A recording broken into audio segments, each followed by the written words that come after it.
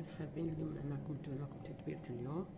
احنا كي نطحنو النعناع الجاف، هذيك الحتله نتاعو شوفوا نديروها في بلارة تاع الزجاج تكون معقمة، نضيفو لها الزيت،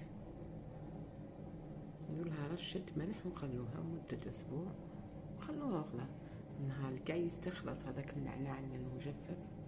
رجعوه يولي زيت، راه مازال هذا اليوم الأول فقط، راه مازال ونقعدو نخدمو بيه شلايط. من هذا التدبير اليوم تعجبكم. كي نطحنو النعناع المجفف ونقربلوه من الحوش هذاك، ندير في بلارة تاع الزجاج تكون معقمة، ونضيفو الزيت ورشة ملح ونخلوه مدة أسبوع أو أسبوعين.